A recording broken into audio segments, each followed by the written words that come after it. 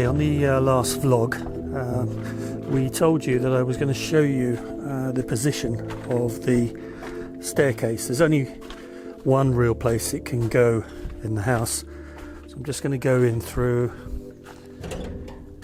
It's a little dark in here, but you'll get the idea. I can stick a light on at least. Right, okay, so I've taken out that part of the barreled ceiling. I think the light is low in here. That's the barreled ceiling, what you're looking at there. So that's a traditional, that's another way of doing the ceilings in the old farmhouses. So what we're going to be trying to do is to put a staircase from there down here, comes down to this wall, and then it returns down to the floor. Now, whether we do that in cement, we're using a cement former, or whether we use steel or a wooden staircase, that's the decision. And I think we've probably come to the decision it's probably better with a cement staircase. It'll be more work, and obviously I've got to design a former which will do that whole job in one go, because that needs embedded rebar steel inside it so that it makes it strong. Underneath that would be a small bathroom and a cloakroom maybe, and some storage. We are badly in need of storage here, so that's the piece I actually took out. That's one of the barrel sections of the ceiling. I'll take you upstairs now and we can take a look from the top.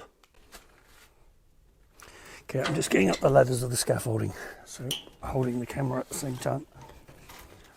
And yep.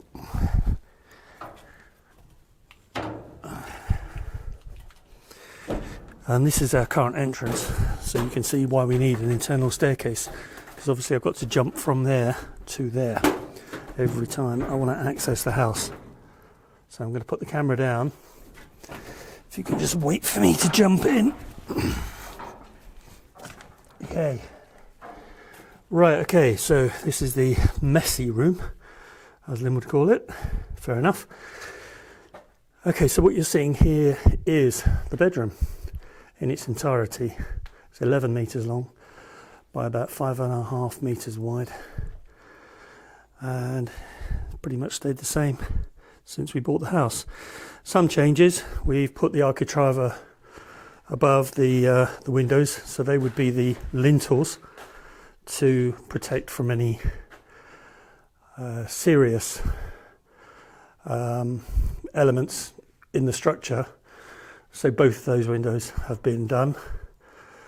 We've got quite a lot of work to do on this back wall. There's a lot to do there. So here we did a test for the planning office in Chieti, and basically they wanted us to chip away.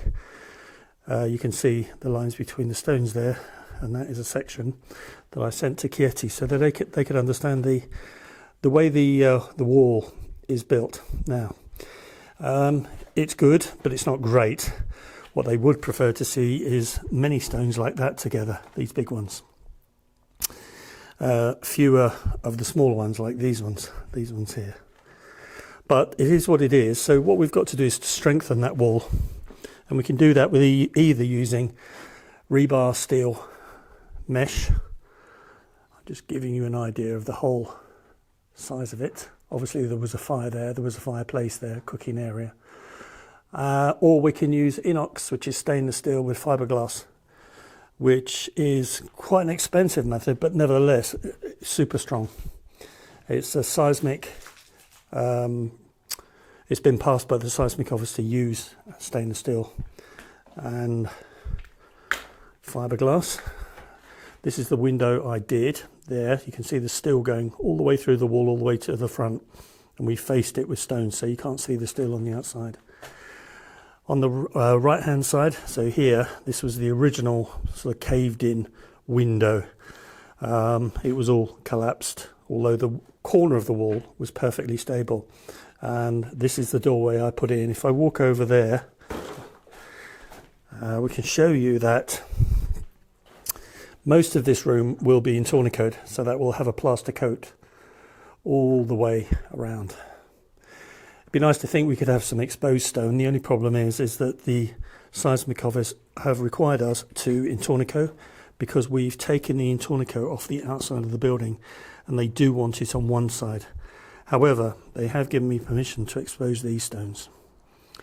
So this is something I made and thought if we can expose them, that would be great.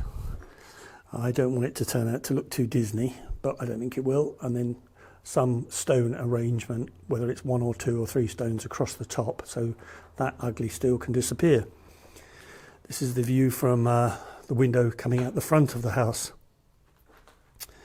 This is the view from the window we were just looking at, and that goes onto our main road, which is a provincial road. Down here we have an opening in the floor. There's 4 of those. Now that's the corner of the vault. If you can imagine, I'm standing on a flat floor, but underneath this floor there is a vaulted ceiling.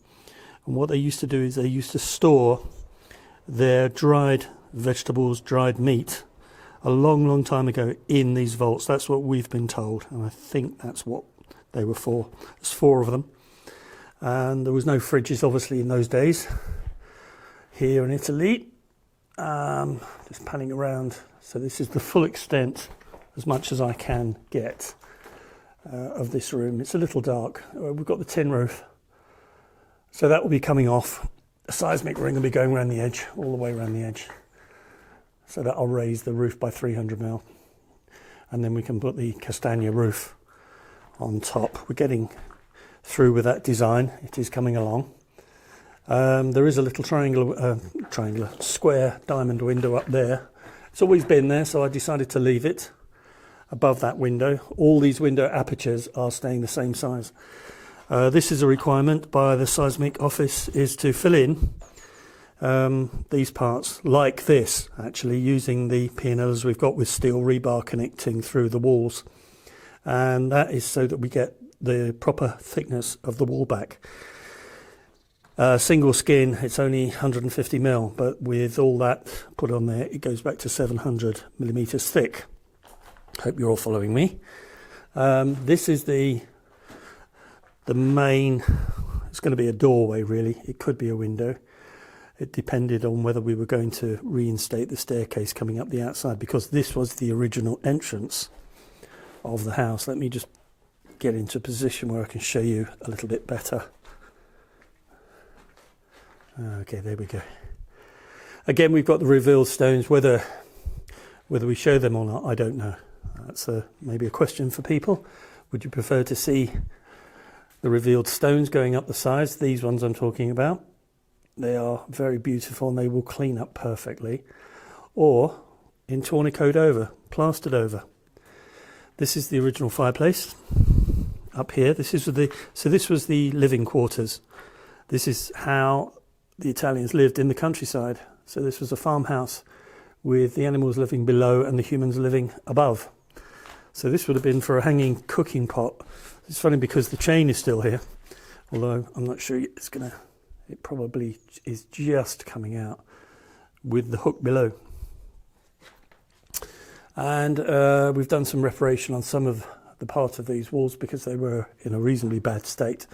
But they're all secure now. They've got a wire system running through these walls as per the plan or the project is required.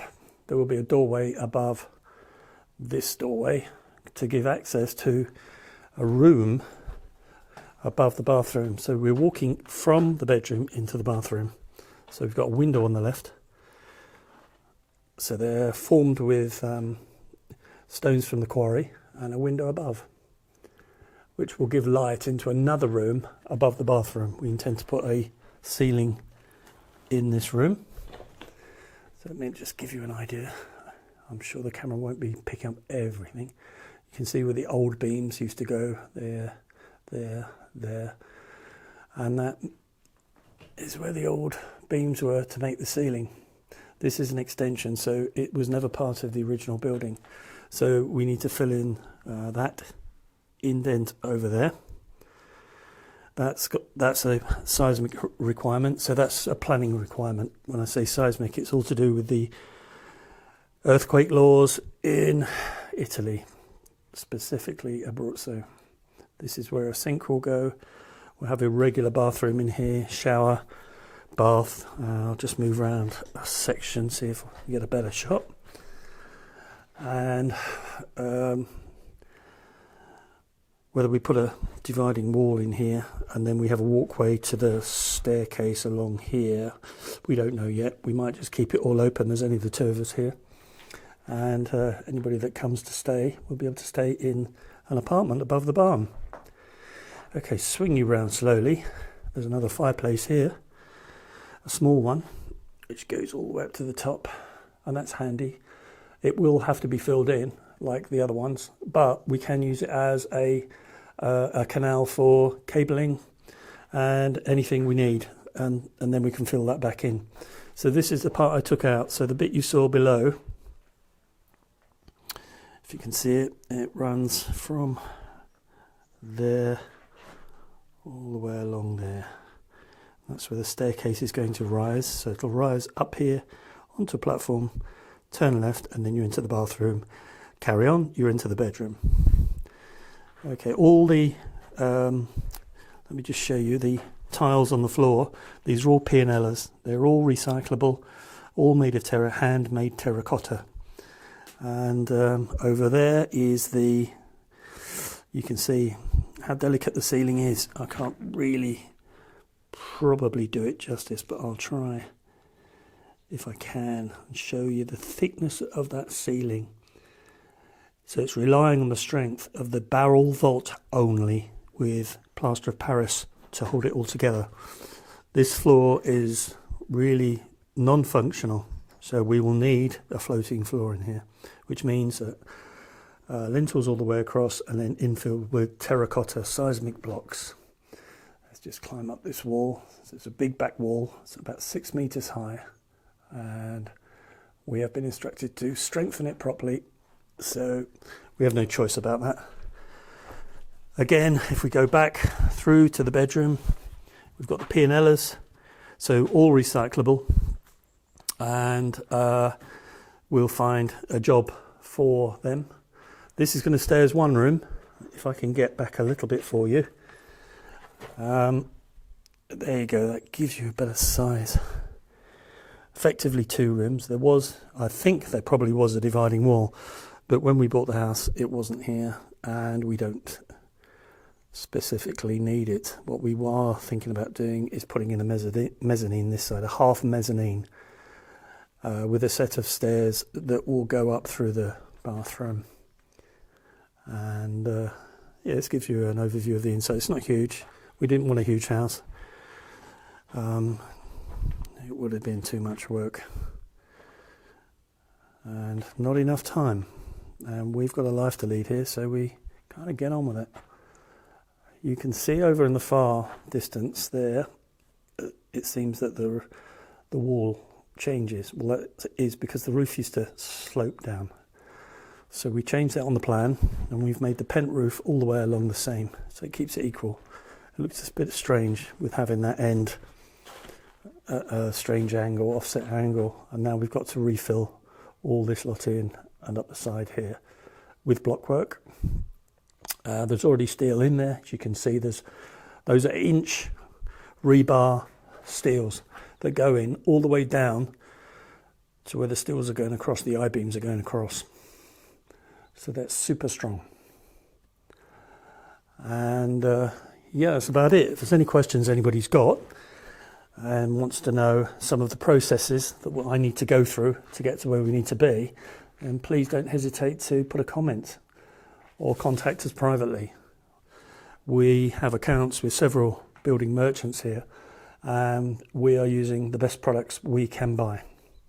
We don't intend to do anything on the cheap, and everything that we're doing is approved with an architect, just to let people know. If you like what you do see, if you could subscribe, like and comment.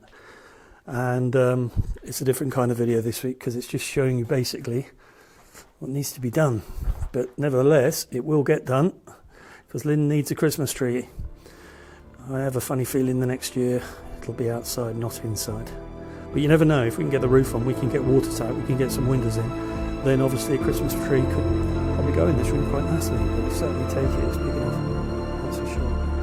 Anyway, I'll finish there. I've got some photographs to take, and then I'll get this uploaded for tonight.